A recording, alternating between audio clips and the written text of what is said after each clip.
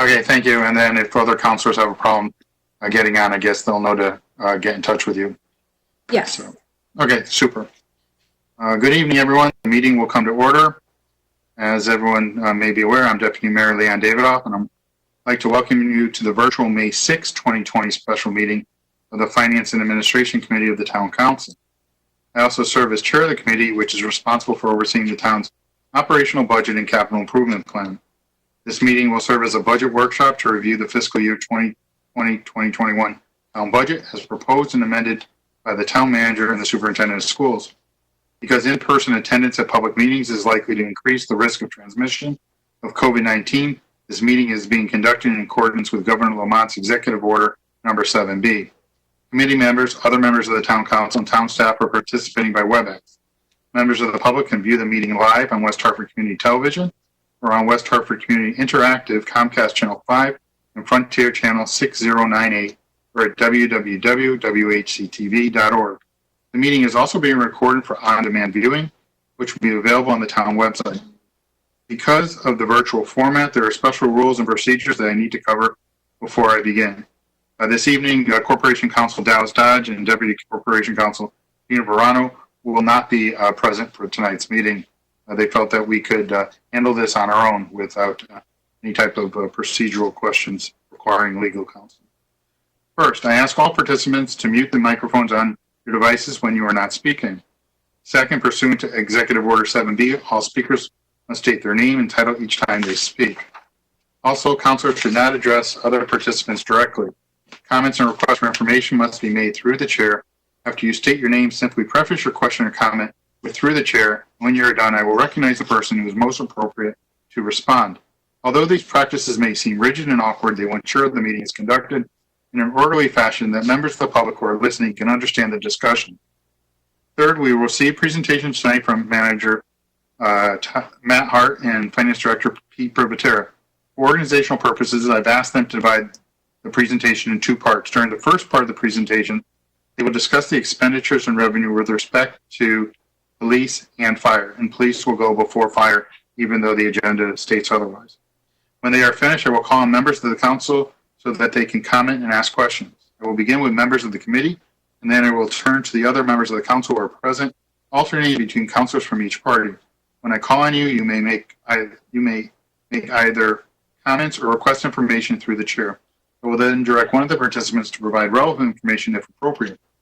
Each counselor will have the floor once, and you may have up to 10 minutes of time, inclusive of the time it takes staff to answer questions. During the second part of the presentation, the town manager and finance director will discuss the budget with regard to community development, facilities, and other areas of the budget. We will repeat the same process for questions and answers. I would ask all counselors to avoid requests for information that are repetitive, rhetorical, or argumentative. Requests for information and comments must be germane to the town budget. Finally, a reminder that if any participant has a problem with the connection, you should immediately call your Ryder Reinheimer, whose phone number you were provided earlier. If you will let me know, we will recess the meeting while the problem is resolved. If it cannot be resolved quickly, we will ask you to call into the meeting using a phone call and participate via audio only. I will now call the roll of elected officials. I will do this in the same order in which I will call on you following the presentations from the administration so that everyone understands what the order is and when they are going to have an opportunity to speak. After I call the roll, we will proceed with agenda items 1 and 2, which are communications so that they can be received. And then I will ask the town manager and finance director to begin their presentations and introduce the members of their staff who are participating. So let's proceed now with the roll. Ms. Fay? Present. Mr. Sweeney? Here. Mr. Gold? Here. Ms. Kerrigan? Mr. Williams? Here. Mr. Winograd? Here. Ms. Blanks? Mayor Cantor? Here. According to the agenda, the first item is can I have a motion to receive the minutes from our last workshop on the budget on April 28th. Mr. Sweeney.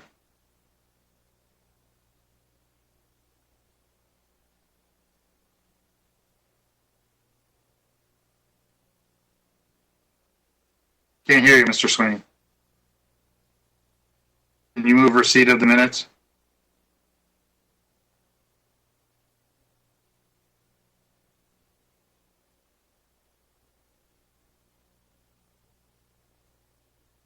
Can you hear me now? Yes. Can't hear you now.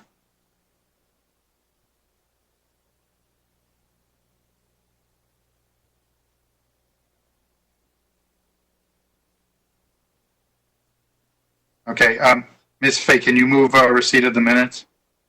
Yes. I'll make a motion to accept the minutes from the last meeting. I remove the receive. Mr. Williams, can you second?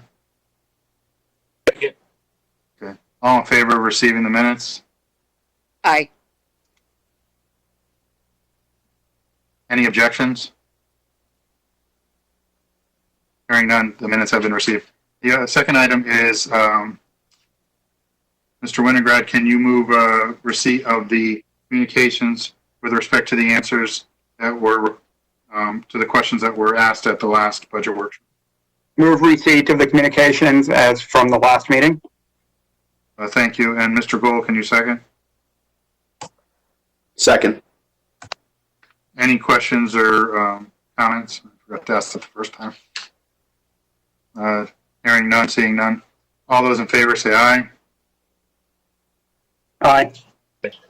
Any objections? Hearing none, I say that the answers to the questions that were raised at the last public hearing are received. Without any further ado, I'll call on Town Manager Hart to give some brief remarks before turning it over to Chief Riddick. Manager Hart.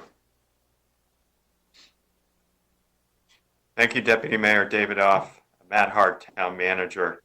Thank you all for joining tonight's meeting. We appreciate the opportunity to continue to review the budget with you. As you know, we're reviewing 4 departments this evening, 2 in public safety. So joining me tonight, Director of Finance, Peter Privatera. We have some other folks from the Finance Department as well, Lisa Newton and Patty Lewis. From Public Safety, we have Police Chief Riddick, and we have Fire Chief Greg Priest, as well as some supporting public safety personnel. After we complete our review of the 2 public safety units, as the Deputy Mayor stated, we will then move on to discuss community development. And our Director of Community Development, Mark McGovern, is here with us tonight. And then last but certainly not least, we will discuss the proposed budget for our Department of Plant and Facilities, and Director Bob Palmer is here to assist with that question. Just want to point quickly under communications, we did respond, and you just voted to receive it. We did respond to all the questions you had asked last time. So if you have not had an opportunity to review this communication, I would encourage you to do so, and let us know if you have any follow-ups to that. So now, Deputy Mayor, I'd like to ask our Director of Finance, Mr. Privatera, to provide a quick overview of the proposed budgets for both the Police Department and the Fire Department. He will then ask both chiefs to comment one by one. Then we can open it up through Q&A. So that's my recommendation to you, through you, Deputy Mayor. Thank you, Mr. Hart. Mr. Privatera, if you would proceed with the that portion that deals with our public safety departments, police, and then fire, and then as necessary, let me know which chief you'd like to recognize next, and we'll go in that fashion. Mr. Privatera. Thank you, Deputy Mayor. I'd like to provide a brief overview of both police and fire departments. The police department increase is about $72,577, which is less than 0.5%. As a recap, the budget proposed on March 10th reflected an increase of $480,063. That was reduced by $407,486 as part of the town manager's amended budget.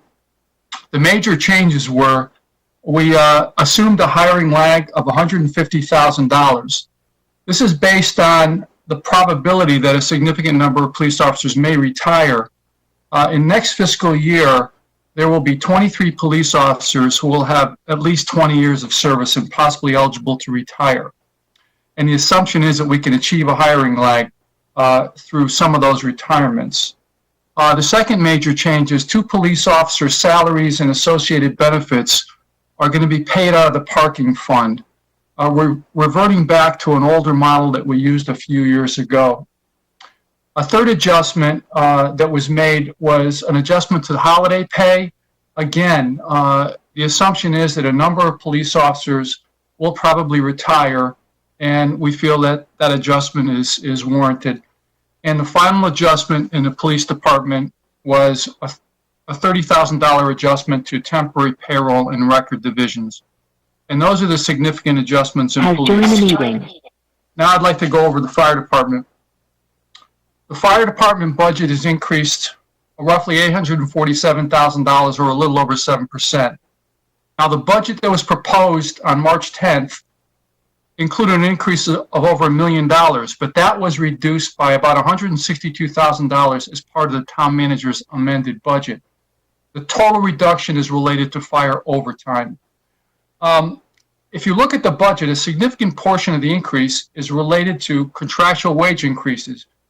You may recall that in the current fiscal year, the fire union contract was not ratified at time of budget adoption, and the wage increases were carried in the contingency fund. So when the comparison is made between the current fiscal year 20 and the proposed fiscal year 21, it appears that the increase is significant. A more accurate comparison would be to adjust the $847,000 increase by the $350,000 that was carried in the contingency account. So the result would be roughly an increase of roughly $498,000, or a 4.1% increase on a year-over-year basis. That would be more accurate. Now, with respect to increases in the budget, firefighting overtime is increased by $182,000. And we increased it because it reflects current spend rates associated with vacancies, training, and offline personnel, people that were injured on duty. Historically, payroll savings associated with retirements partially offset the increases in overtime. However, that's not the case now. In the current fiscal year, we paid out $373,000 in termination pay for 4 fire retirees because they had the ability in the current contract to cash out a significant amount of sick pay. And we don't know what the impact is going to be next year, but we do know that 18 fire personnel will be eligible to retire next year. So, the assumption is there's going to be a significant impact in overtime as well. Another increase was in the fire prevention division. The overtime increased by a little over $43,000 due to the company officer inspection program related to fire inspections, and I'm sure Chief Priest will discuss that. We also increased funding for the part-time deputy emergency manager position because in the current year initially we only had a portion of the increase in. And there's additional increases associated with utilities, EMS training, and billing, supplies, equipment maintenance, firefighter physicals, and software increases. So those are the major increases in the fire department. I'd like to turn it over to Chief Riddick for an overview of any issues he'd like to raise in the police department. Good evening, everyone. Hang on, Chief. Thank you, Mr. Privatera. Go ahead, Chief Priest. We just have to state our name for the record so that everyone knows who's speaking when. Thank you. Okay. Chief Riddick, I'm sorry. That's okay. Good evening, Chief Riddick speaking. Hello, everyone. As Peter mentioned, our increase for the police department is less than 0.5%, about 0.4%. This increase also includes a 2.38 GWI effective July 1st, 2020.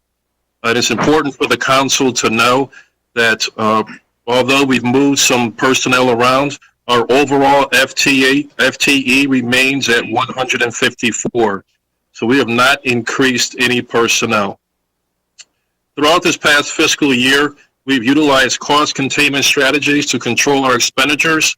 monitoring sick time and workman's compensation claims. Comparing calendar year 2018 against calendar year 2019, we experienced a 9% sick time reduction. And currently, we only have one officer out on workman's comp and one officer out on light duty. That's awesome. It's a testament to our workers and our police officers. When we're in the process of crafting this budget, each division commander was tasked to submit wants and needs for their division. Those requests totaled an amount of $542,000. Our internal police budget team reviewed the submissions and cut $358,000 from the budget request, and we approved $184,000. Again, attempting to be fiscally responsible. Throughout this past year, we applied for and received $150,000 in grant money. We also attempted to secure additional grant funding from the federal government, Justice Administration grant, but unfortunately, West Hartford was not selected. As Peter mentioned, in fiscal year 21, and specifically when we reach calendar year 2021, there will be 23 police officers eligible for retirement. 2 of those 23 have already met with me and stated their intention to retire within the next 30 to 60 days. That troubles me. This current fiscal year, thus far, we've had 12 retirements and 3 resignations. On a positive note, with the help of HR and our background unit here at the PD, we're able to hire 14 officers this fiscal year. And currently, we only have 3 vacancies. Regarding the amendments to the proposed budget, the overall impact to the police department is minimal. The most significant concern that we have is the $30,000 that was eliminated from the records division, temporary payroll. That will impact fingerprinting, reports, and background. That would also affect our personnel, potentially leading to a layoff. So other than that, the cuts we can absorb. I have had discussions with Peter and the town manager that maybe we can work out within our budget to reduce some of those impacts. That being said, short and sweet, that's pretty much it with a 0.4% increase. I'm ready for any questions or concerns from the council. Thank you, Chief Riddick. We'll get the questions after we go through the fire department budget. I just want to, for the record, note that all members of the council are currently present for this workshop. Everyone has joined, so thank you. Next would be Chief Priest. Thank you, Deputy Mayor. How are you this evening, sir? Can you hear me okay? I'm well, thank you, and happy birthday again, sir. Much obliged. So I'm following Chief Riddick, and somehow always seems to be so concise without being dismissive of the topic at hand. And he's a hard act to follow, and I appreciate him paving the way. I will be a little bit longer. We do have a little bit of plate tonight, but I will do my best to cover the points efficiently and effectively, certainly cognizant of our time. Just to be remiss if I didn't express my thanks to the mayor, the town manager, the town leadership, and the town council. I'm also incredibly appreciative of the partnership with the police department and our local as we navigate through a pandemic in the middle of a budget cycle. So to our council members, as you know, the office of the fire chief also holds the title of emergency management director. And I've never been gladder that you saw fit last year to approve the part-time emergency management position just a few months before our pandemic hit. And as you know, Bob McHugh was hired for the position, has been irreplaceable in his efforts to help the town through this time. I'm humbled by the bipartisan support for me personally and more importantly for our first responder community. And I know I speak for Chief Riddick as well, but we are often the voice and the ears of our respective departments. And we continually try to push your words of appreciation and support to our folks, especially in a time when they need it most. So speaking of our folks, you know, the fire department members, police officers, and healthcare workers are our community's most valuable and treasured assets right now. Being thrust into the virus has brought out their very best, even knowing that the current and long-lasting stressors that they will carry from being on the front lines for a prolonged period. I'll take a very brief second just to recognize a couple of unsung heroes and unrecognized heroes for me, specifically my assistant chiefs who have joined me on the phone tonight. Both have been critical to the department and the town, the construction of this budget, and are usually working hard behind the scenes with little recognition.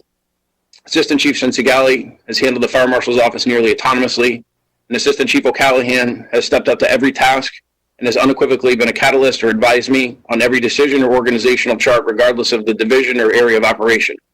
So if you think I'm personally or the department is doing a good job, it is truly our team. My thanks are with the assistant chiefs, our members assigned to support staff, and our operations folks. I'm incredibly proud to represent them as we respond to and recover from a pandemic, at the same time presenting a budget to support the needs of the fire department. While tonight's focus is on the budget, it's important to briefly cover some of the current activities of the fire department relative to the pandemic as they support our budgetary process. Wearing my emergency manager hat, we've continued to support an emergency operations center to support coordinated planning and response relative to COVID. And as the focus shift towards recovery, Bob McHugh was recently identified as a local recovery coordinator, and we're preparing to actively support the town's efforts in these areas. Wearing my fire chief hat, we've assigned a few staff to specifically focus on planning and COVID operations. We've redeployed personnel from each of the 5 suppression apparatus so that we have 3 dedicated EMS response units. We've been faced with an increasing percentage of contacts with COVID patients, and despite this, likely due to our new deployment model, no new quarantines of personnel have been necessary. At the same time, we continue to respond to fire and rescue emergencies, and we are outreaching to our community through venues like the class program or simple ways of sending birthday videos. As I speak to the impacts of next year's budget request, please know that I am incredibly sensitive to any financial request in these economically challenging times. Further, I am sensitive to the employment status of many of our residents and my peer directors who inevitably will form opinions and reactions about our request. While difficult, as an organization focused on public safety during a public health crisis, the presented budget is necessary, mission-focused, and designed to support current services. When considering the fire department budget, I ask that you consider that almost every area of our department has changed dramatically in the short time, whether in terms of humans, our emergency record-keeping software, or our financial software, many of which are reflected as budget increases. The fire department received the results of a management commission study that supported our current staffing and mission and resulted in some recommendations. We look forward to continuing to discuss these with the council over the coming year, and I believe the fire department will continue to improve our efficiency and effectiveness. The budget request seeks to be both transparent, organized, and realistic, and very little, if anything, is new or expanded services and focuses appropriately funding current services with our current full-time employees. I acknowledge that there's both a real and perceived significant increase to the budget, as outlined by Director Privatera, even if you're just looking at a simple comparison to last year. But the majority of that increase is due to 2 years of a wage increase as part of a contract settlement, and I urge you to factor in how this mutual settlement has benefited the town. The contract was settled as a result of good faith bargaining and ensured there was language and provisions to sustain a major service change, the implementation of the paramedic program in 2016. I believe the level of medical service to town has increased, even if looking at the sheer number of paramedics who are available for town, with no increase in our operational staff. The paramedic program has also eliminated the cost of ambulance service to the town and has secured additional, reliable cost recovery stream. Good faith in bargaining and shared objectives led to a contract that is not substantially different from other similarly postured fire departments in terms of schedule, pay, or working conditions. We gain the ability to be more flexible in deploying personnel. Once mutual respect was established and the contract settled with reasonable terms, we've been able to make serious strides moving forward. We secured an agreement over the company officer program, which I'll touch on briefly later, and working together with the transparency and understanding of mutual intent has paid dividends for our pandemic response that has required numerous changes to our working conditions. Prior negotiations over redeployment postured us to be able to redeploy our units quickly. It's unthinkable to be where we had not been or where we would be if this wasn't the case. And I believe we now have better service to our community that was done quickly and hopefully has decreased the cost of multiple quarantines. We won't stop our planning, and I believe we are as prepared and as postured that we can be for the likely next waves of the pandemic and the recovery. The major areas of budget increases, absent the contractual increases in overtime. Next year's budget reflects a request to increase overtime, of which 87% of it is predicted to be due to non-discretionary overtime or attributed to the overtime that fills minimum staffing or required training. This nets, currently we have 7 unfilled vacancies, and we have 4 employees in training, and that nets to 11 vacancies in the short term. When considering the current 3 personnel that we have on injury and long-term leaves, we're running at approximately 14 vacancies. And similar to Chief Riddick, we have the prospect of nearly 18 employees eligible to retire. There's a consideration for the overtime that would be associated with those possible reductions in this proposal. As part of the manager's budget reduction package, which I support, the initial overtime request that we had submitted has been decreased. And while the overtime budget was carefully crafted and submitted, we will manage the impact of the reduction by constant monitoring and attempting to reduce overtime in the small percentage of discretionary overtime available. Further, we will explore ways to retain employees so that the department budget does not encumber both and increased overtime. While we are on the topic of overtime, I should point out that our staff, based on the pandemic, have actually reduced their leave time, and there's been little, if any, order back overtime in the last few months. I think that shows loyalty and honor.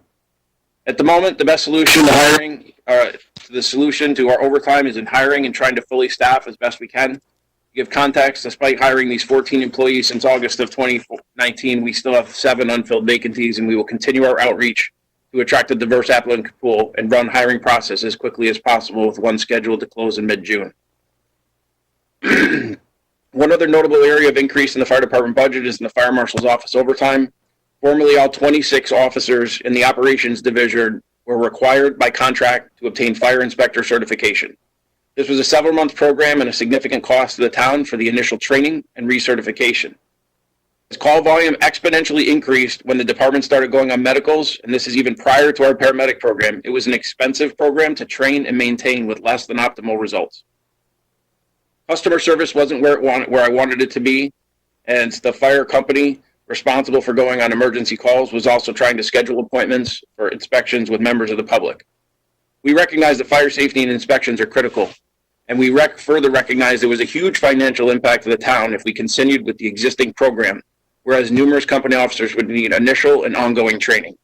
So the agreement that we've worked out with the union and reflected in the budget request reduces the inspection program to 5 officers who will report to the fire marshal's office, and they will be assigned on an overtime basis with a finite budgeted amount.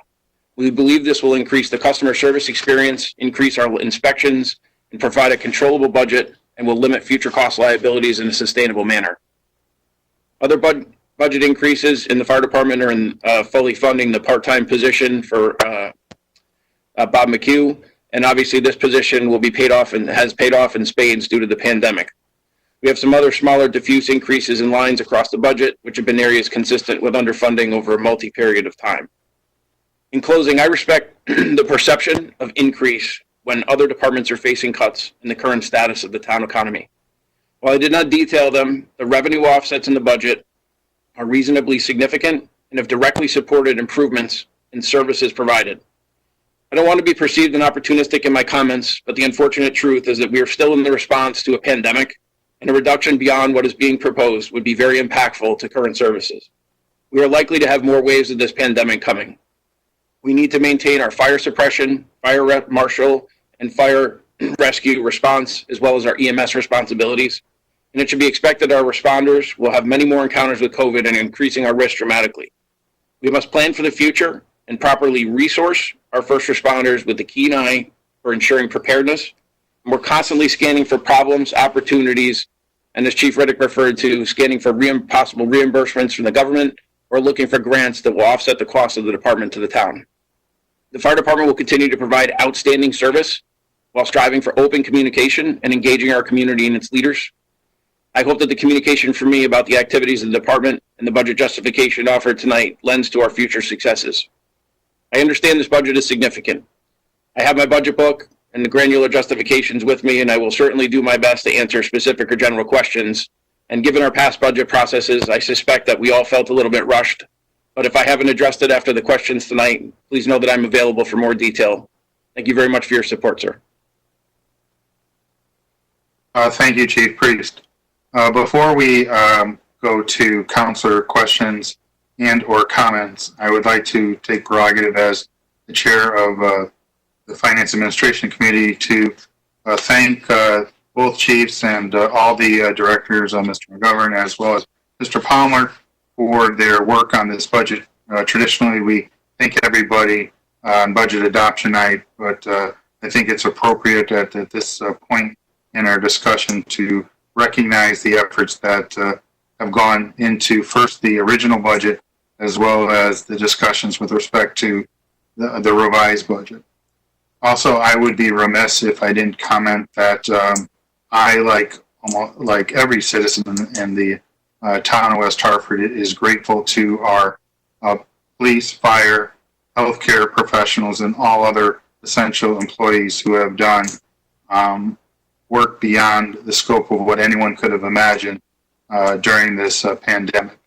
And there's not enough words of appreciation that can be expressed to show the gratitude that we have. Our community was strong prior to going into this health situation, and we will come out stronger because of our focus to mission and to make certain that we employ best practices to achieve the results that will keep us safe and keep us healthy. So without further ado, we will then now go to Councilor questions and or comments. And as has been previously announced, the order of speaking has already been predetermined. So with that said, Ms. Fay. Thank you, Mr. Davidoff. It's a very comprehensive analysis that we've just gone through over the past few weeks. And I do commend everybody for coming back with a reduced budget than we had originally seen a couple of months ago. So that we're off to a good start. In terms of questions, I was just kind of wondering, the first action, Mr. Hart, that you took was to reduce or eliminate the part-time positions.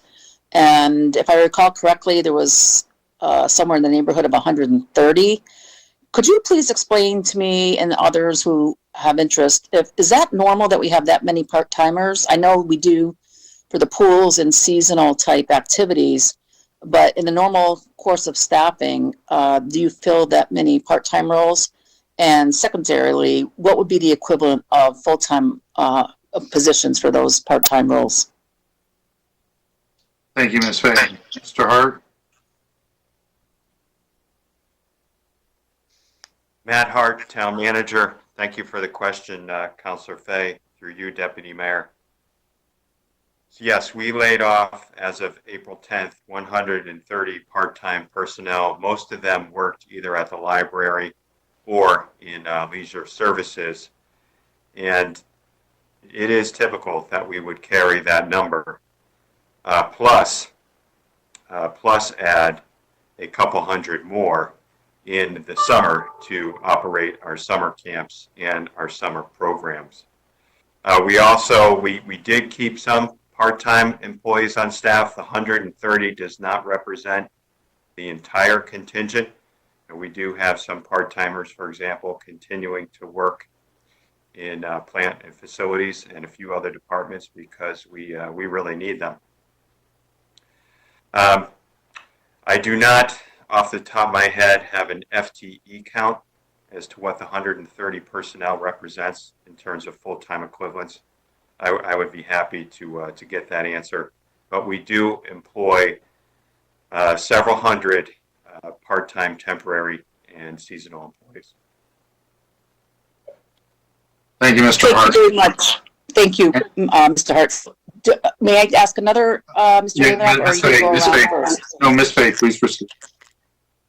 Okay, thank you, Mr. Davidoff. Since we just had the public safety chiefs speak in more detail, my question would be, I think we do an excellent job on public safety, and I think overall citizens feel very good about the safety of our town. I know I certainly do. So I wanted to hear from both chiefs with the reductions that you're able to accomplish through retirements, delayed hirings, and reduced overtime. Is that supported by either reduced statistics or occurrences of crime or fires or public safety in regards to the paramedics? Or is there another way that you're able to maintain a high standard of public safety given the reductions that you're putting forward? Thank you, Ms. Fay. Before I call on either chief, if any staff member does not have the data or the information able to provide any inquiries that are raised this evening, please state so, and it can always be furnished to the council like it was done during our first workshop at a later date, but prior to budget adoption. With that said, Chief Riddick. I hope you all can hear me through you, Mr. Deputy Mayor. We were in contact with Jerida. I'm having some bandwidth issues. Am I coming through okay? Yes. Chief. Yes. Okay. As far as our overall calls for service, surprisingly for the police department, and this goes against conventional wisdom, normally when you have a COVID pandemic or you have some type of incident, whether it be holidays and people being confined together, you would expect an increase in crimes and an increase in calls for service. We're actually, since the governor's executive order, emergency order back in March 10th of this year through today, have a 32% decrease in domestic violence calls. Year to date, we're experiencing a 12% decrease in domestic violence calls. Our overall calls for service throughout this time from year to date is down approximately 20%. Again, I cannot provide an explanation for that. And had you asked me that in advance, I would have told you the results would have been just the opposite. So we're going to ride the wave at this point. And as far as any other COVID-related impacts, we're very fortunate. We have not had an officer or any personnel test positive. We're still out there. We just made a significant grab 2 evenings ago on third shift of a burglary. We put it out on Facebook. A really good job. So we're doing good. We're trending well. Overall year to date, overall crime, now calls for service are down, but overall crime is slightly up, as to be expected, with the burglaries and larcenies as people have lost their jobs, but it's not out of control. And I hope I've answered your question. If I missed anything, please redirect me. Thank you, Chief. Chief Priest, same question. Through you, Deputy Mayor. Good evening, Councilor Fay. So I believe the specific response to your question is whether or not I'm able to accommodate the reductions and how that relates to our statistical analysis and whether or not that will impact that. So right now, our statistics are showing us on track for a comparison period of time. We ran about 8,149 calls between July of 2018 and May of 2019. And a total of 8,000 calls between July of 2019 and 2020. So we're showing what I'm highlighting is we have a consistent call volume right now. And the reduction in overtime, because we are a response-based organization, is directly related to keeping people trained and on the apparatus so that we have an organized response force. So our method of handling the reduction in overtime will be in any of the very small non-discretionary areas that we have. Non-discretionary might be defined as something like staff meetings or other special projects. Nothing that I would consider is not critical to the organization, but we understand that in tight fiscal times, we're going to have to, make some tough decisions, and maybe we have to look at different ways of accomplishing training or making sure that we have appropriate management and supervision. But as far as a direct relation to our call volumes and our statistics, there is not to that reduction. So much like Chief Riddick, if I have not answered your question appropriately, please redirect me and I will try to be more specific. So back to you, Deputy Mayor. Thank you, Chief Priest. Thank you to both Chief Priest and Chief Riddick for very thorough responses to Councilwoman Fay's question. Councilwoman Fay, do you have any further questions of either? No. Thank you very much for your responses, gentlemen, and nothing more at this point, Mr. Davidoff. Thank you, Ms. Fay. Next, Mr. Sweeney. I just wanted to make sure my mic is working this time. Can hear you, Mr. Sweeney. Good. No, I've listened intently. I'm just proud of the work that both chiefs are doing right now.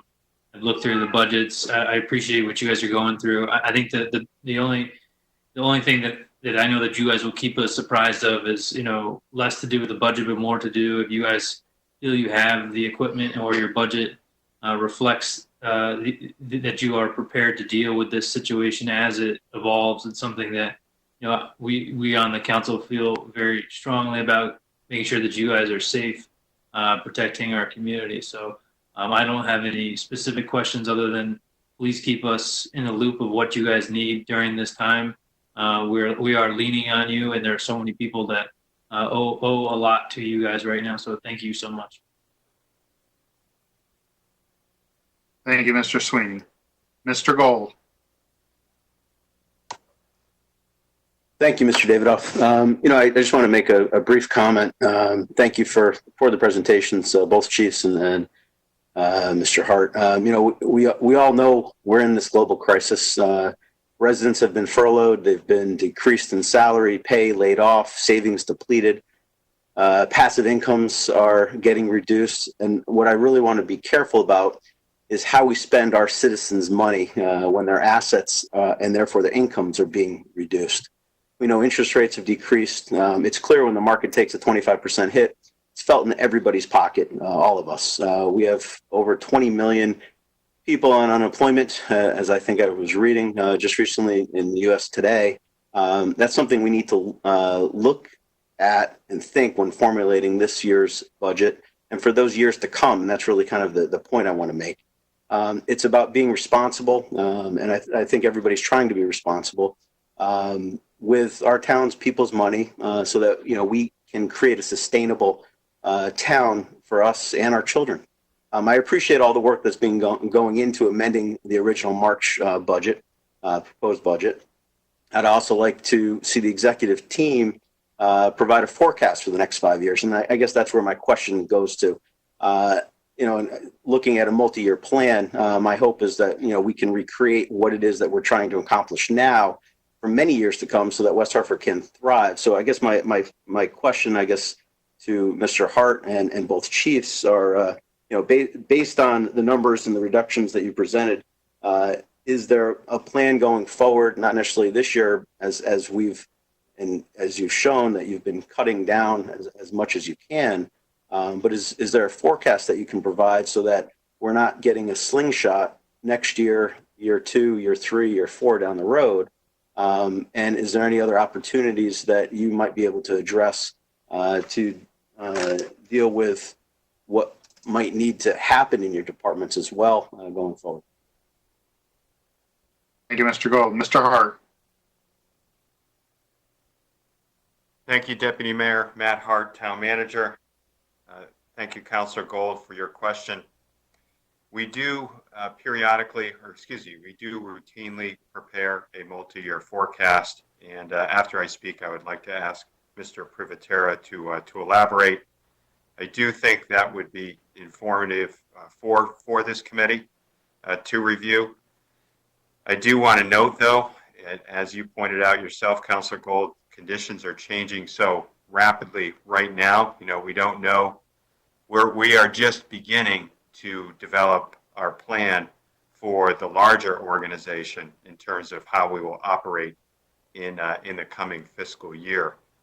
But that forecast, would typically show what we would expect both in terms of revenues and expenditures. And I think perhaps at the end of this quarter, but even perhaps at the end of next quarter, we would have a better feel for what next year's revenues would look like. And the same thing with expenditures, because if we are going to be able to operate in a reduced capacity for some period of time, not in public safety, but in other areas of the government, for example, in library, leisure services, and elsewhere, that will provide for some savings too. So I do think a multi-year forecast would be a beneficial tool for the leadership team and for the council. It is something that we have utilized before in the past as well. With respect to moving forward, I do think it's going to take us at least a little bit of time, a couple of months, to get our arms around this situation in order to develop a forecast that we think is meaningful. So, Deputy Mayor, I would like to ask Mr. Privatera to add on to that if he could. Thank you, Mr. Hart. Mr. Privatera. Thank you, Deputy Mayor. Yes, we do prepare a 5-year forecast as part of our bond presentation when we prepare documents and submit documents to both the rating agencies. And we look at all the categories of expense. We make assumptions on pension contributions, on debt service, on all the major categories, on wages and salaries. Unfortunately, if I looked at that today and tried to use that next year, it wouldn't be worth much. But I understand that it's beneficial to council, and the town manager and I spoke about providing a 5-year forecast to council with future budget submissions. So it'll give you an idea of what we think we're going to expect in the following year so we can prepare for it. Thank you. Thank you, Mr. Privatera. Mr. Gold, anything further? I'm all set for now. Thank you. Thank you, Mr. Gold. Ms. Kerrigan. Through you, Deputy Mayor, I want to thank you all for the presentation, extremely comprehensive. I also want to say thank you.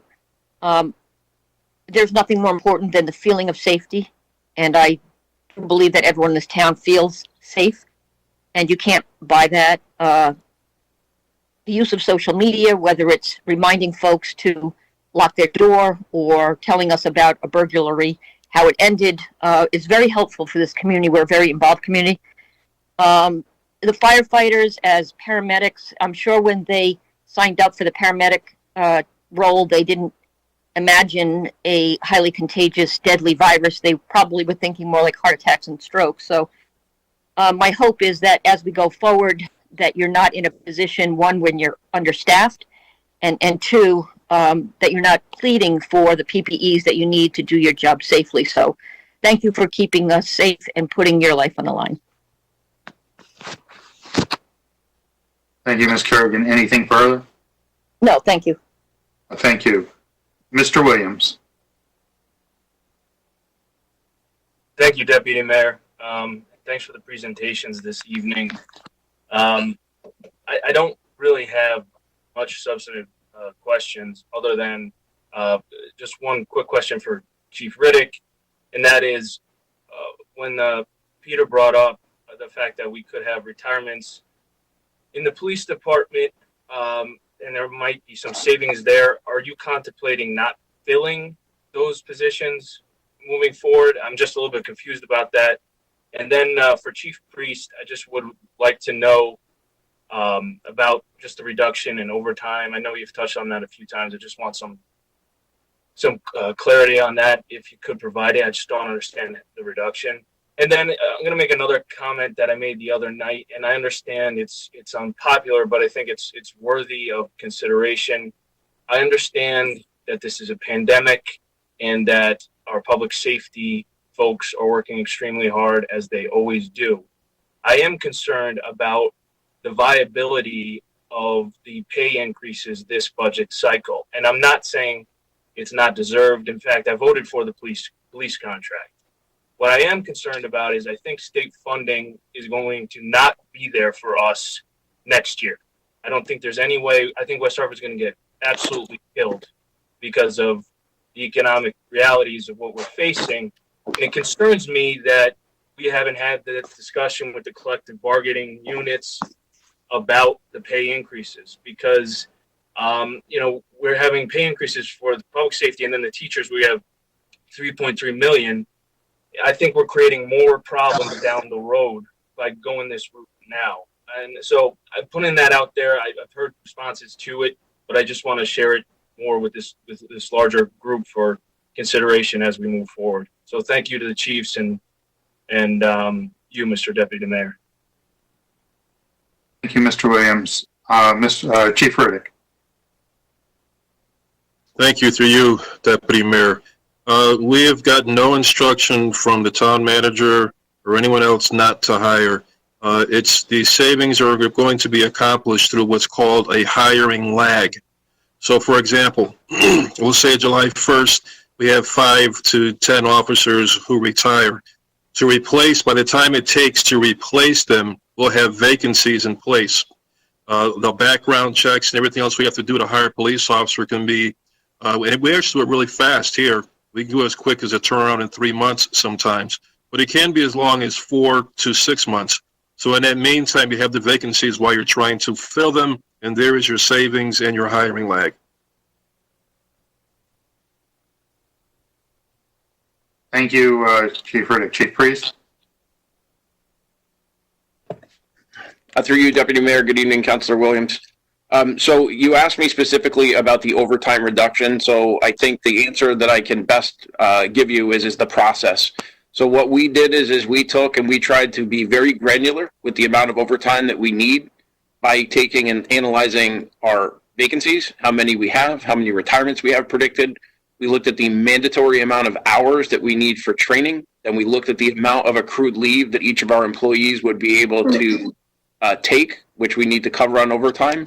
And that was how we submitted it. So we actually calculated this based upon the amount of hours. And then we made some financial calculations based on what those hours translated to in terms of actual dollars. So we presented a budget to the manager. And then through the reduction process, that initial increase that was proposed in the earlier budget has been reduced. And our plan to accommodate that is by closely monitoring and trying to retain our workforce right at the moment. Because as you're aware, there's a lot of factors in our budget. And we look at the total budget. We try to stay within each of the different programmatic areas. But as Finance Director Privatera has alluded to, we have, when there's personnel funding or vacancy funding or hiring lags, those all factor in on our end of year close. So I don't know if there was a more specific part to that I could answer. I'm not sure if you were looking for the dollars and cents part. I mean, the total increase requested, I believe, was $180,000 post the reduction. But we've consistently been higher on our overtime for a very significant period of years. And we're trying to make sure that this request is a little bit of latitude for that. So I appreciate the question. And if I haven't gotten it right, please let me know. Thank you, Chief Priest. Mr. Williams, anything further?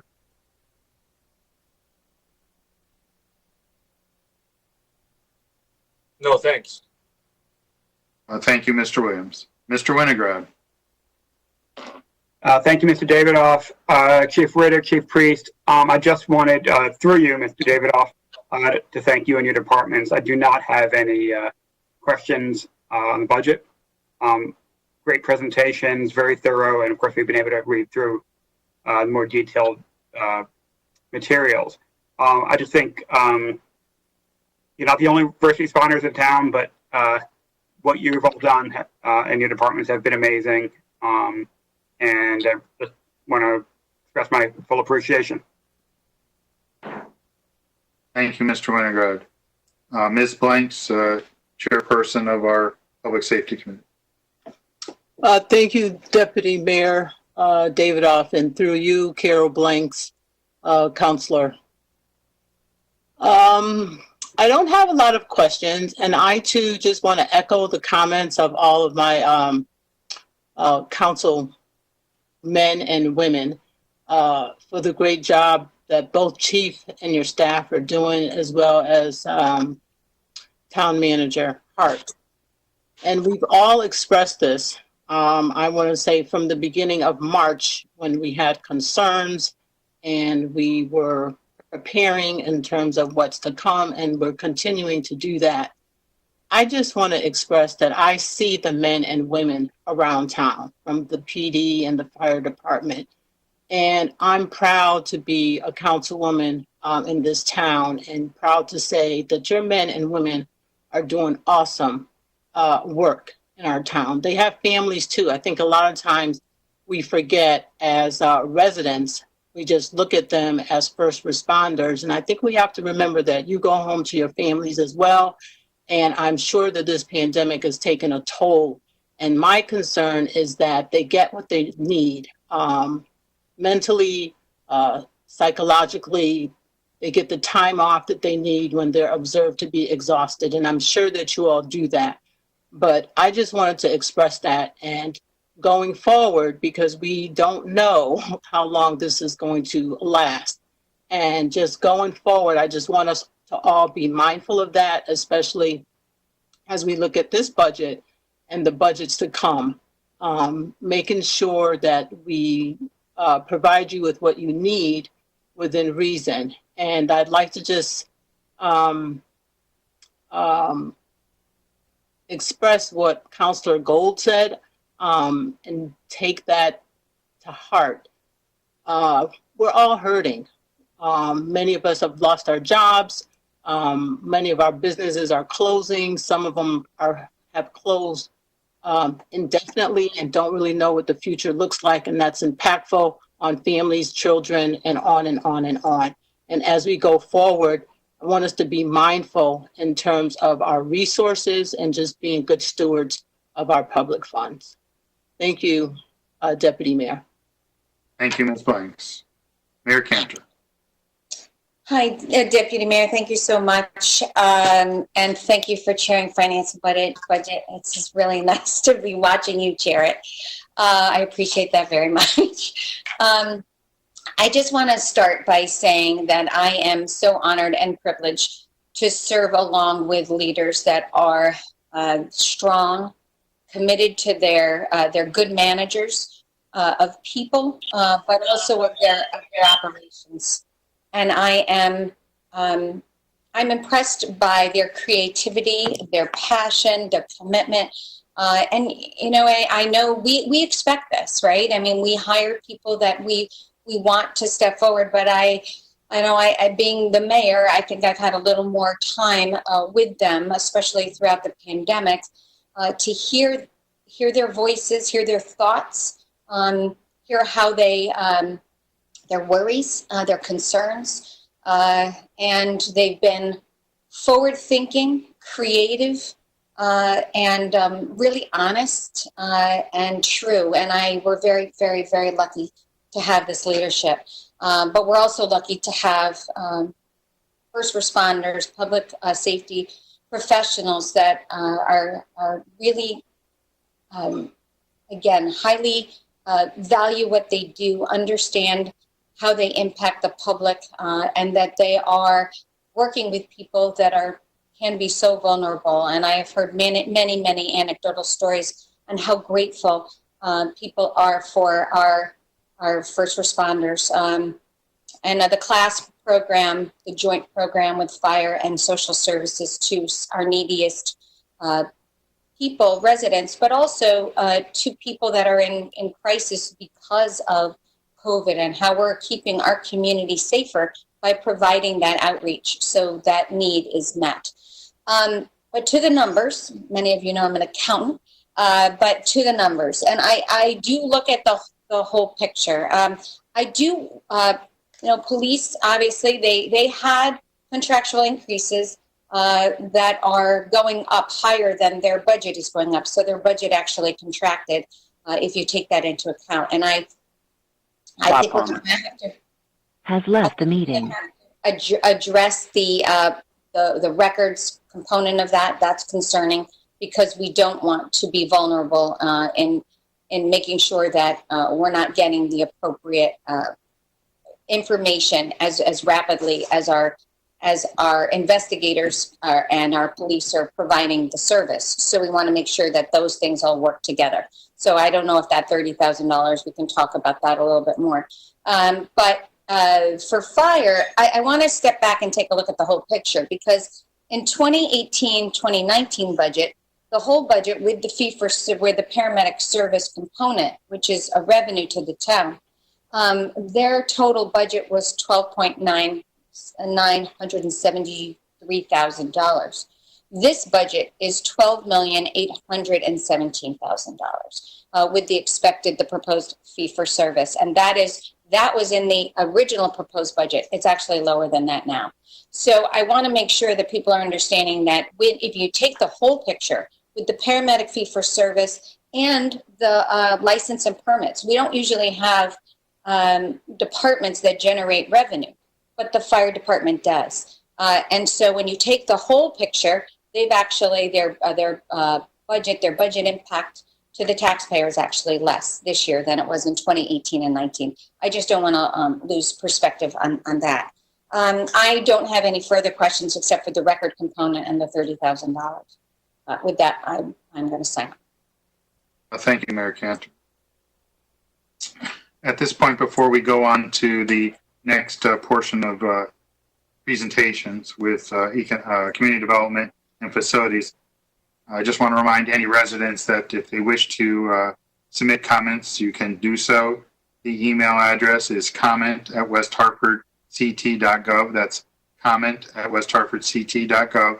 And the council does receive them, and we will review them and respond to any inquiries that you may have absolutely prior to our budget adoption. This process is open and transparent, and we encourage any residents with inquiries or comments to please send them to that email. With that said, I'll call on Town Manager Matt Hart to introduce the next portion of our budget workshop. Manager Hart. Thank you, Deputy Mayor Davidoff. Matt Hart, Town Manager. So we will now move on to the second half of our discussion this evening, our budget discussion. And two very important departments, smaller in terms of dollars than public safety, but they provide very, very important programs and services to our community. And we did make some revisions to both of their budgets as well, revisions to the budget that we presented back on March 10th. So we're going to get into community development and plant and facilities, and I will once again ask our Director of Financial Services, Mr. Privatera, to provide a brief overview, and then through you, Mr. Davidoff, to ask each director to comment. Thank you, Mr. Hart. Mr. Privatera. Thank you, Deputy Mayor. I'll start with community development. Overall, the department is decreasing $4,223, or less than 1/4%. The original budget that was proposed on March 10th reflected an increase of a little over $167,000. Now that was reduced by $171,700 to get to that savings as part of the town manager's amended budget. The significant changes were there was a new office support specialist position in the building inspections division that is eliminated. We also eliminated some temporary payroll for an engineering intern. We slightly reduced some funding for MS4 testing. We had put some money in for consulting services for the plan of conservation and development. That was eliminated. And we also assumed a hiring lag of about $70,000. And that's based on someone in the department is retiring. And I believe there will be some internal promos, but we will not backfill a vacant position. With respect to facility services, that budget is decreasing $117,586, or a little over 5.6%. Initially, the budget that was proposed on March 10th was increasing by $107,000, but we reduced that budget as part of the manager's amended budget by about $225,000. The primary reduction was we're utilizing $150,000 more in savings from the Utility Services Fund. With the shutdown and with the closure of some primary facilities, as the Senior Center, the library, Elmwood Community Center, we've been able to generate more utility savings, and we're tapping into that as a result of it. Also, we reduced the temporary payroll account by $55,000, or about 15%. And that temporary payroll account is used primarily for custodial services, and I'm sure Mr. Palmer is going to talk about that.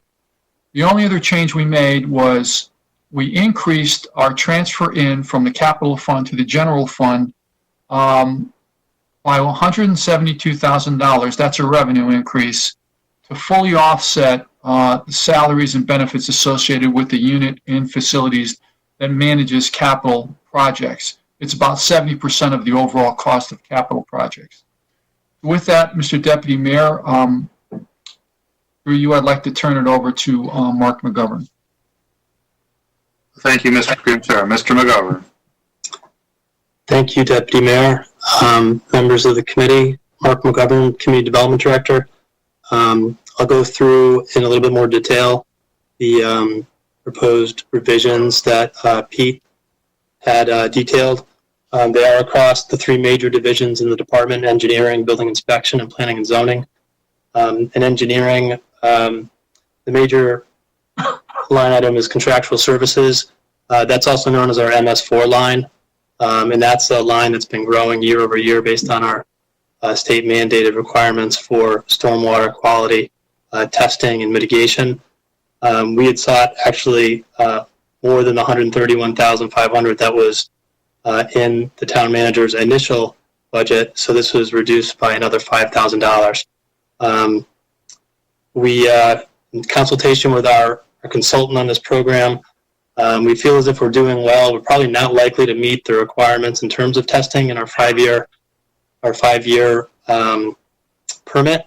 And this upcoming year is the fifth year of the permit. But in comparison to other communities, we're told we're doing well based on our testing activity. So we can withstand that without any difficulty. In building inspection, as Peter noted, we did propose the creation of a office operations specialist. For about 20 years now, the administrative structure in building inspection has been 2 full-time staff assistants and 1 part-time staff assistant who works at 10 to 12 hours a week. It's been a real challenge. Since 2012, our permit applications have gone up about 30%.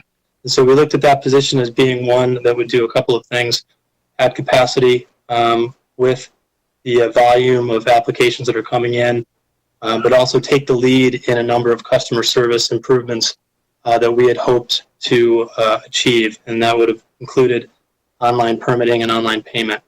And so not having that position will have an impact on our ability to advance some of the improvements towards customer service. In planning and zoning, he noted our associate planner retired this week. That's one of 5 positions in planning and zoning. We are going to transfer our zoning enforcement officer into the associate planner position. What that means is we'll have 1 person working in zoning enforcement. And so in terms of customer service, we will not be able to be as responsive to zoning complaints and be able to spend as much time in the field. The reason for that is our zoning enforcement officer also has to review every commercial building permit, also issues all zoning permits, including sheds, fences, beekeeping, home occupation, a few hundred permits a year. So we'll do our best to keep up with citizen requests as it relates to zoning. Also, the contractual services line was reduced by $30,000. We anticipated seeking some consulting assistance as it relates to the plan of conservation development implementation, in particular areas such as looking at our zoning code for certain revisions related to different zones, transit-oriented development, as well as our sign regulations. So there is still some money that would remain in the budget, about $6,000 that would assist in some of those endeavors, but that will impact us for sure this upcoming year. I'd be happy to answer your questions when ready. Thank you, Mr. McGovern. Mr. Palmer.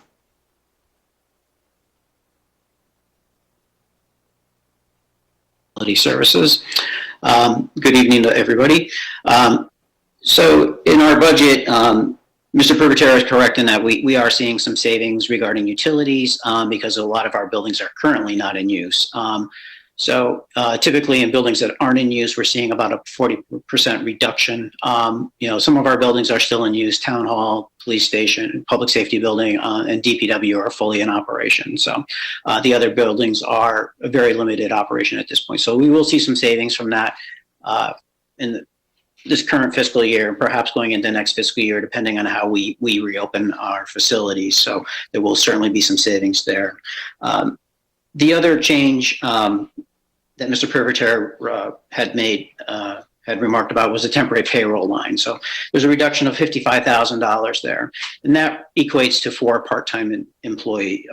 five part-time custodians who work 20 hours per week. So currently we are staffed with 5 full-time employees for building maintenance, and then there's a staff of 20 part-time. So we would be reduced to 15. So currently, with our current staffing plan, we base our metric on cleaning is based on square footage. So currently we service 7 buildings on a daily basis, which total about 350,000 square feet. That equates to about 23,400 square feet per full-time person. So split up between the full-time and part-time. So ideally, we'd like to see that number around 20,000.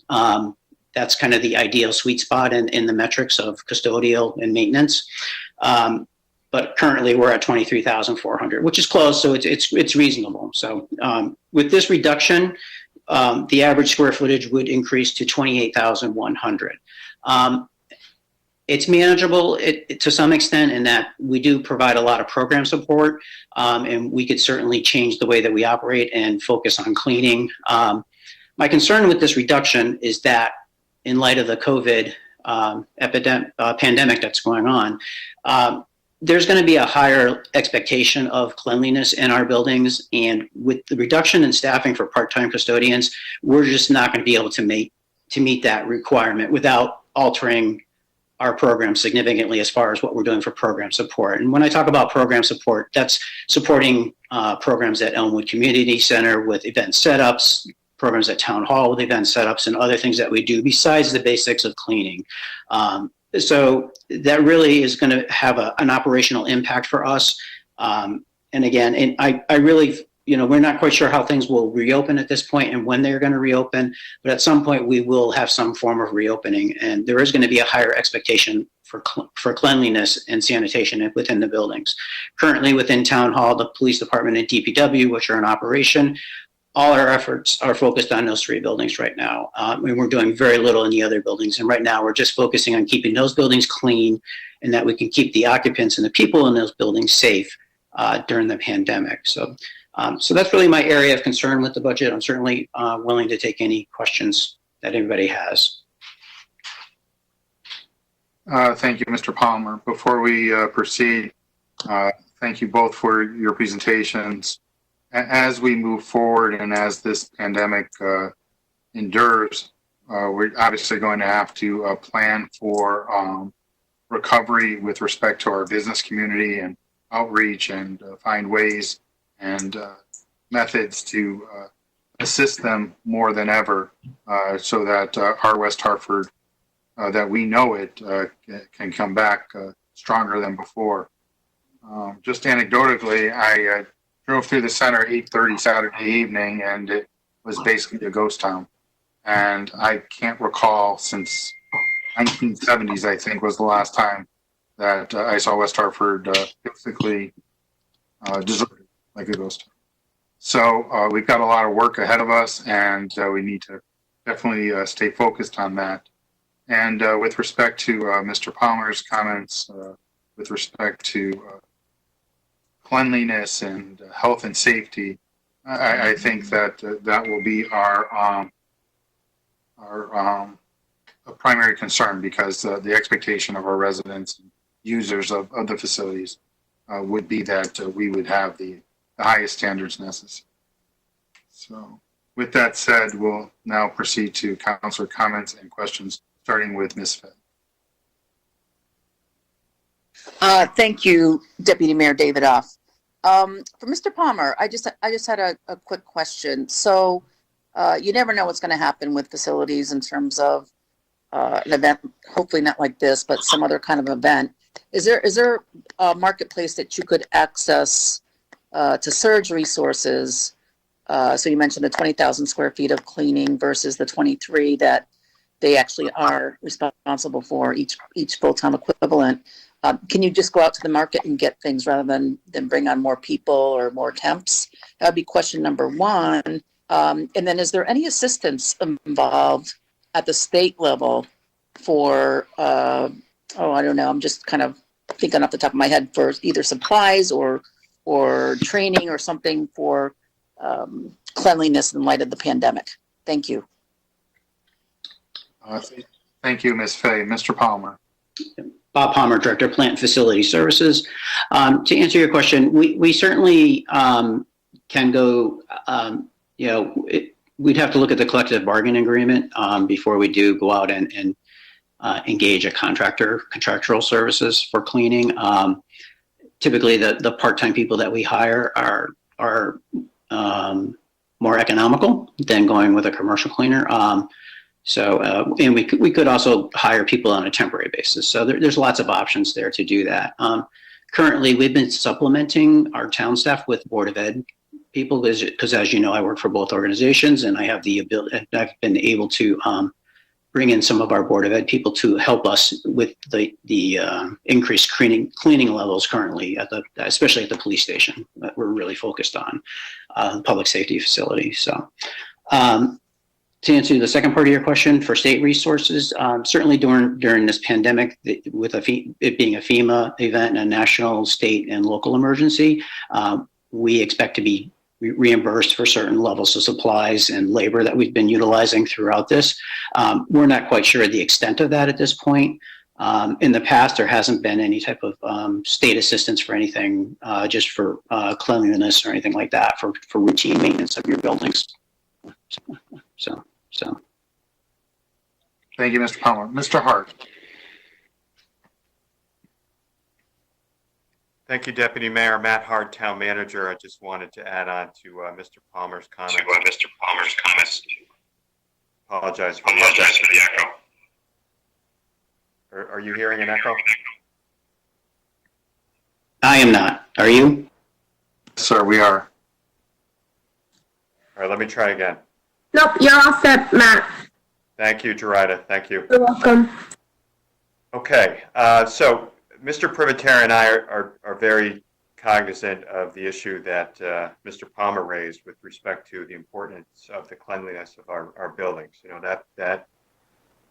that's an important issue for us too. We want to make sure that people inside the buildings, people utilizing our facilities are safe and that the buildings are well maintained and clean.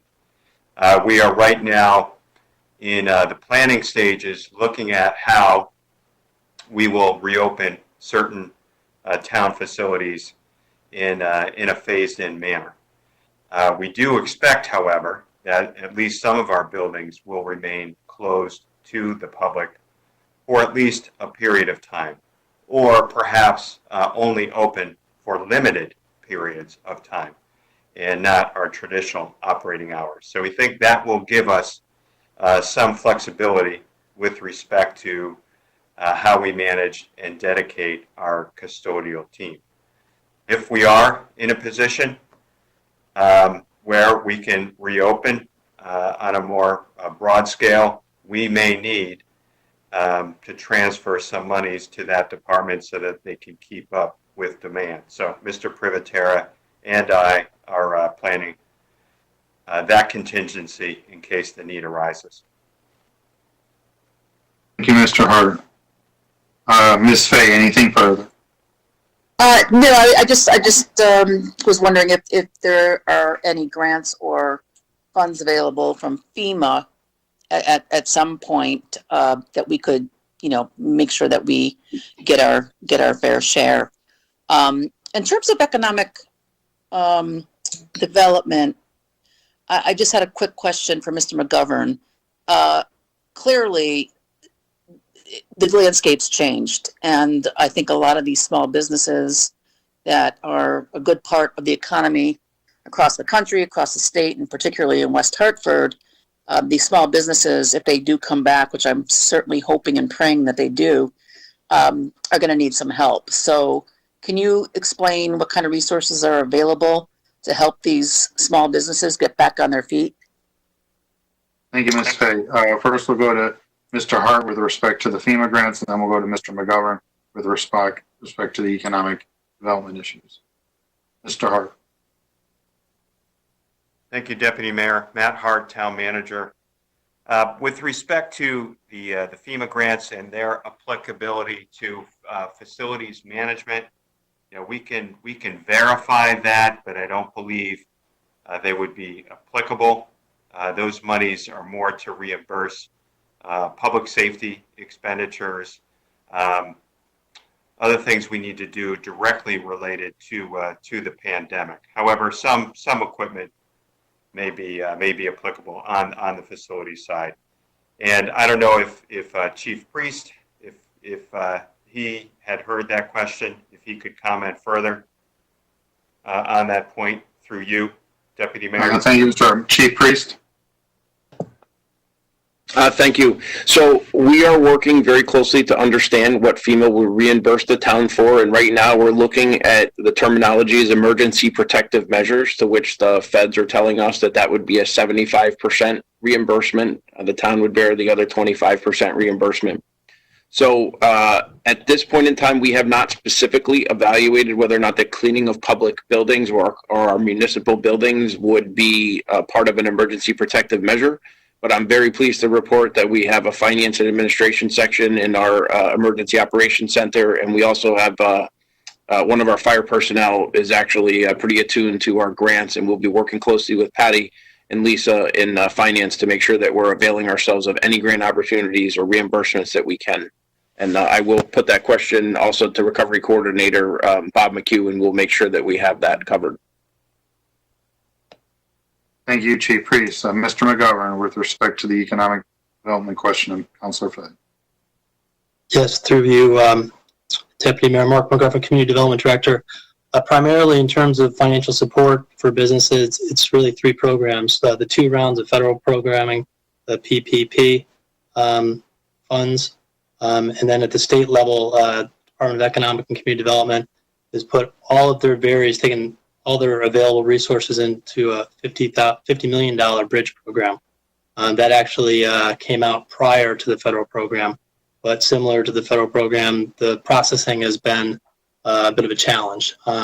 Kristen Gorski staying on top of that, making information available to all West Hartford businesses through her email contacts and through direct referrals to the best we can make those resources available to West Hartford businesses. Thank you, Mr. McGovern. Anything further, Ms. Fay? No, Mr. Davidoff, thank you very much for the opportunity. Thank you. Mr. Sweeney.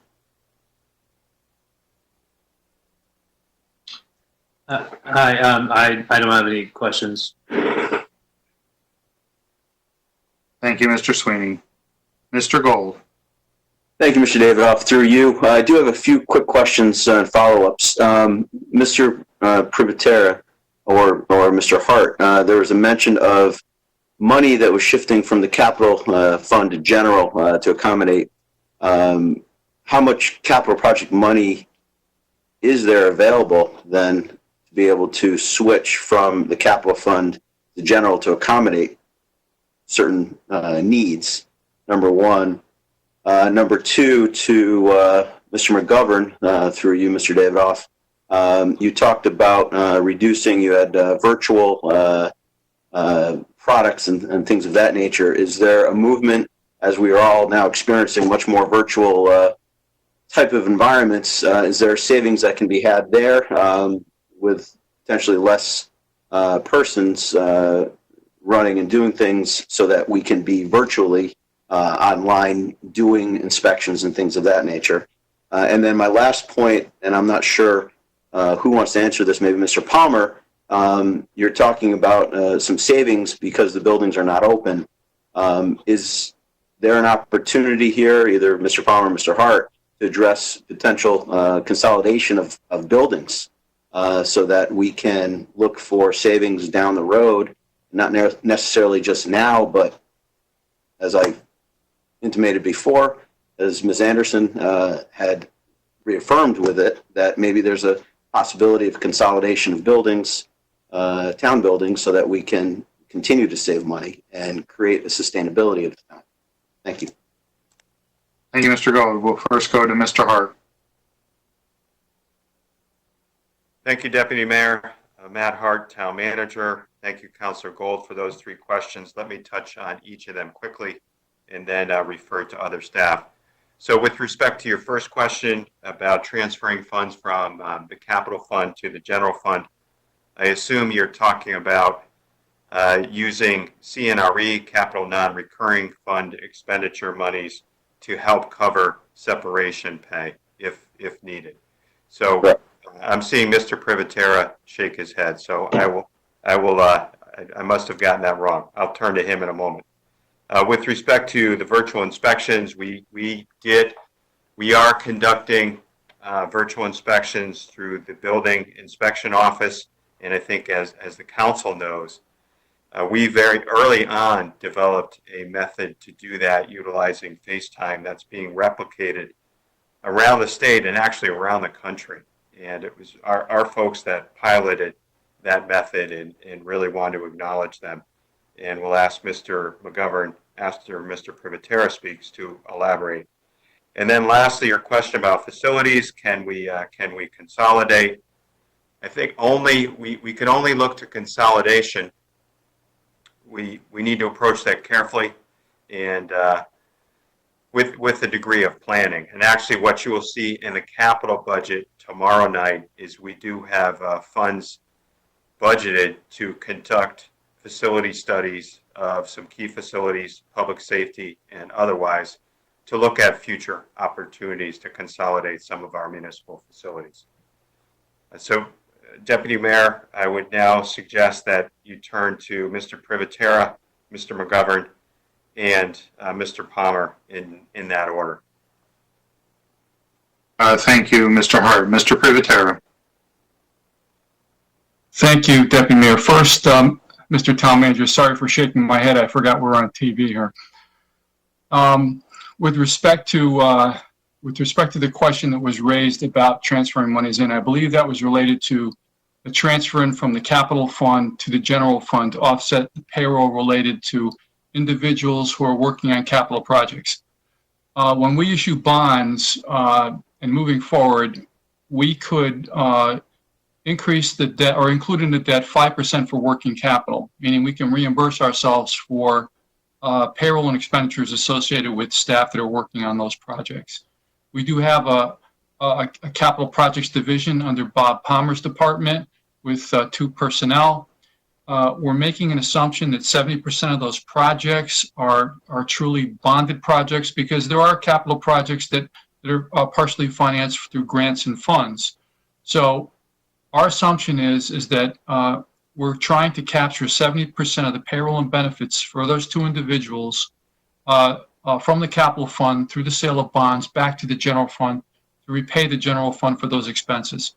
So when we do sell bonds next fiscal year, we will be putting in some language in the bond authorization ordinance that will allow us to reimburse us for that working capital. I think that's what you were asking. Thank you, Mr. Privatera. Mr. McGovern. Thank you, Deputy Mayor. As the town manager noted, yes, we have begun doing virtual inspections in building inspection. It's gone quite well. It's been highly regarded in the state and around the country now. However, we can't use it for all types of inspections, and the inspections actually sometimes take twice as long as in-person inspections, so they don't necessarily help with productivity. It's just an unnatural way in which to communicate with a contractor. You have to ask the contractor to do something that the inspector would normally do. Sometimes there are issues with Wi-Fi and everything just takes longer. So although it's been a godsend that we've been able to develop this at this point in time, going forward, I think we will probably pick and choose where it makes sense to use going forward, provided the state of Connecticut is still okay with that. I think they gave us some leniency given the pandemic. Our real goal is being able to get more of our application process, more of our upfront work online, and that would help with overall productivity. And all of those comments relate to building inspection. Thank you, Mr. McGovern. Mr. Palmer. Thank you, Deputy Mayor. Bob Palmer, Director of Plant Facility Services. With regard to reduction of buildings and consolidation, we, as Mr. Hart indicated, we are beginning to study that issue and to look at those possibilities, but it also involves program changes. So programs that are located in those buildings need to either consolidate, downsize, or relocate. So it's a complicated issue, but we are beginning to look at that and to look for efficiencies in our building inventory. Thank you, Mr. Palmer. Mr. Gold, anything further? No, thank you very much. Thank you, Mr. Gold. Ms. Kerrigan. Thank you. Through you, Deputy Mayor. Bob Palmer, I don't envy your position. So having a sweet spot of 20,000 square feet and having been at 23.4 and now finding ourselves in the midst of a pandemic, looking at 28.1 in terms of square footage, we're clearly going in the wrong direction. So my concern is, and I know your concern, I so appreciated you sharing that. When I think of something like the library, knowing that they have reduced all of their part-time help and don't have dedicated staff for janitorial services, but instead sort of have this trash and dash type of service, is there any way that you can assure me that services as important as the library provide will be limited because of the cleanliness/safety issues? In other words, we're not able to keep it clean enough for it to be safe, so therefore we have to shut down the service. Thank you, Ms. Kerrigan. Mr. Palmer. Yes. Thank you, Deputy Mayor.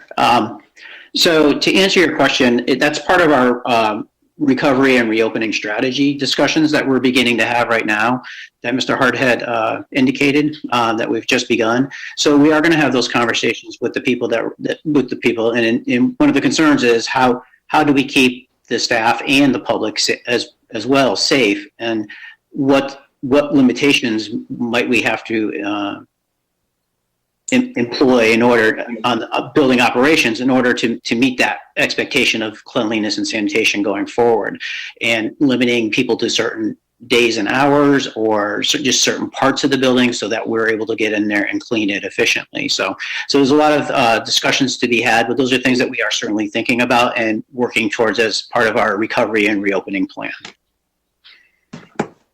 Thank you, Mr. Palmer. Ms. Kerrigan. No, thank you. Unfortunately, cleanliness has now become a safety issue. But thank you, Deputy Mayor, as well. Thank you, Ms. Kerrigan. Mr. Williams. No further questions. Thank you. Thank you, Mr. Williams. Mr. Winograd. Thank you, Mr. Davidoff. A question through you to Mr. McGovern. I am concerned about loss of services or new business. Obviously, part of our startup plan is going to be really encouraging whatever kind of economic development we can do. Are you set up sufficiently with this budget to keep things moving along, as hopefully we have developers coming in looking to build? I'd hate to see our budget slow people down. If you could respond to your ability to keep that important work going. Thank you, Mr. Winograd. Mr. McGovern. Yes, thank you, Deputy Mayor and Councilor, for the question. Mark McGovern, Community Development Director. We're going to do our best. I think as it relates to economic development and business support, there were not any reductions in our economic development effort. In fact, there was an increase to allow for reclassification of our economic development specialist to an economic development coordinator to better represent the role that she plays for us. So there are no changes in the budget as it relates to small business assistance, so forth. As it relates to development per se, I think we're going to continue to struggle in building inspection. We're going to try and keep our head above water best we can, but we've been kind of running at this pace for years now in terms of the volume of activity in town resulting in building permits and our ability to process, review, approve, and inspect. I think that's going to be no different next year as it has been the last 5 or so. And in planning, and in engineering, I think we'll be able to keep up with our plan reviews for planning approvals and STD applications and things appropriately. So I'm not too worried about that. Thank you, Mr. McGovern. Mr. Winograd. Thank you. Nothing further. And thank you to your department for all your work. Thank you, Mr. Winograd. Ms. Blanks. Thank you, Deputy Mayor, and through you, Carol Blanks, Councilwoman. Comments and questions. So I appreciate your report and all of the information that everybody has provided thus far. A couple of questions for Mr. McGovern. I appreciate you recognizing that a number of our business people and folks are not tech savvy and often run into issues with FaceTime and just navigating the phone for the purposes that's usually left to the professional. And with the reductions that we're anticipating, I'm just concerned about the wait times. So what can the general public expect when it's time for an inspection and we have a reduction in staff? How will the department, or how will your department respond in a timely manner, and what can they expect? Ms. Blanks, Mr. McGovern. Thank you, Deputy Mayor. Mark McGovern, Community Development Director. There's not a reduction in staff. The reduction was a proposed position.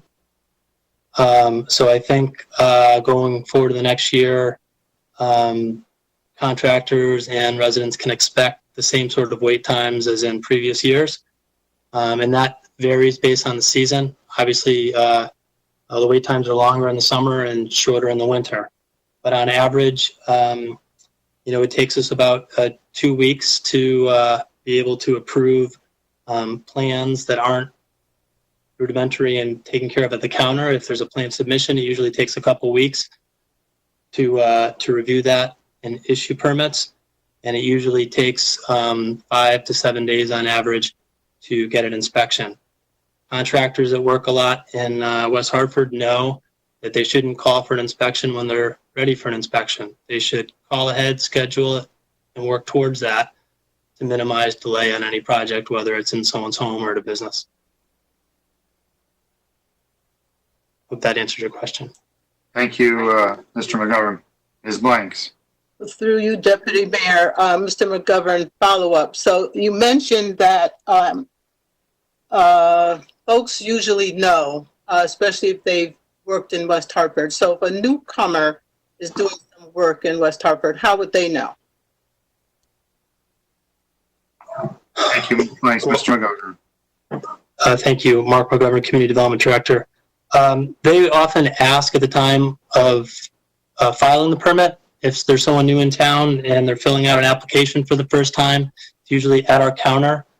We always promote that contractors should come in when our inspectors are there from 8 to 9 and 1 to 2. And it's an opportunity for contractors to ask more about how our office works and the process for review and scheduling of permits. So it usually happens sort of up front. Thank you, Mr. McGovern. Ms. Blanks. Thank you, Mr. McGovern, through you, Deputy Mayor. Just one more follow-up, Mr. McGovern. So it sounds like what you said is it's through word of mouth. Is there anything online in the website that somebody can receive ahead of time so that they can be prepared? Thank you, Ms. Blanks. Mr. McGovern. Yes, through you, Deputy Mayor. We have process documents and resource documents on our town website, building inspection page. Yes. Thank you. Welcome. Any further, Ms. Blanks? Yes, Deputy Mayor, through you, Mr. Palmer, I have a question for you regarding our school building facilities since they're closed and we're anticipating, I'm hoping anyway, reopening in the fall, sometime in the fall.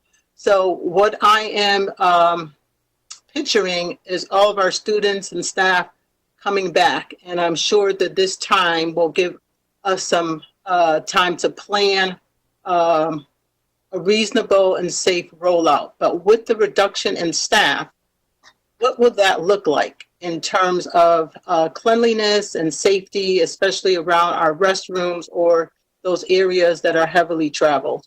Yeah. So for the Board of Education side, Hold on, Mr. Palmer. Thank you, Ms. Blanks. Mr. Palmer. I apologize. Thank you, Deputy Mayor. Bob Palmer, Director of Plant Facility Services. So on the Board of Education side, there are no anticipated reductions in custodial staffing. It's just on the town side that we're looking at reductions. So our staffing on the Board of Ed side will be the same, but we're going to face similar issues with increased expectations of cleanliness and sanitation. So we'll be having similar issues on that on the Board of Education side as well in the school buildings. So. Thank you, Mr. Palmer. Ms. Blanks?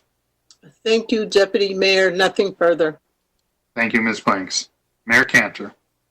Thank you so much. Thank you, Mr. Palmer, for your creativity and resourcefulness in deploying the board staff to help with the town facilities and keeping our public safety, especially the police. You mentioned the police building.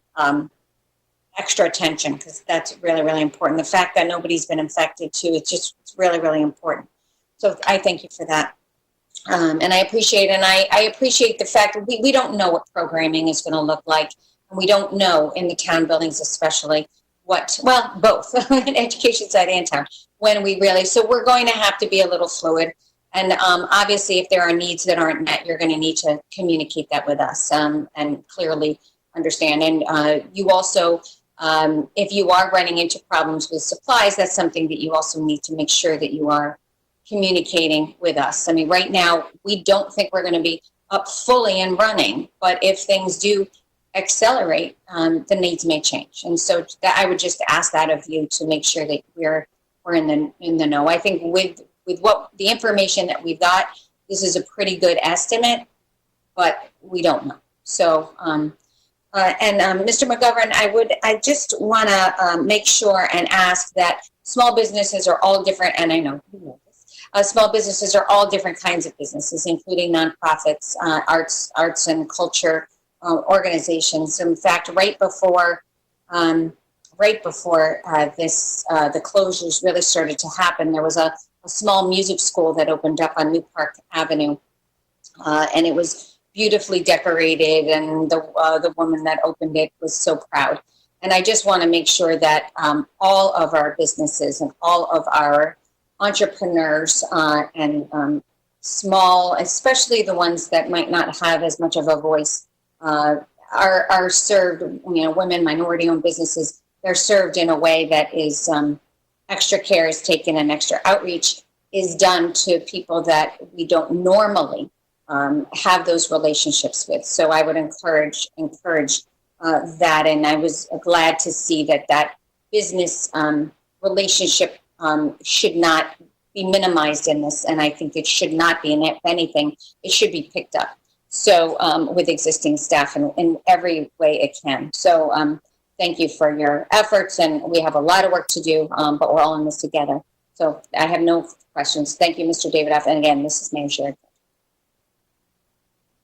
Thank you, Mayor Cantor. I would just like to offer two comments. One on the economic development front, that as we move through this situation, the partnership between government and business definitely needs to be stronger than it was before this situation hit.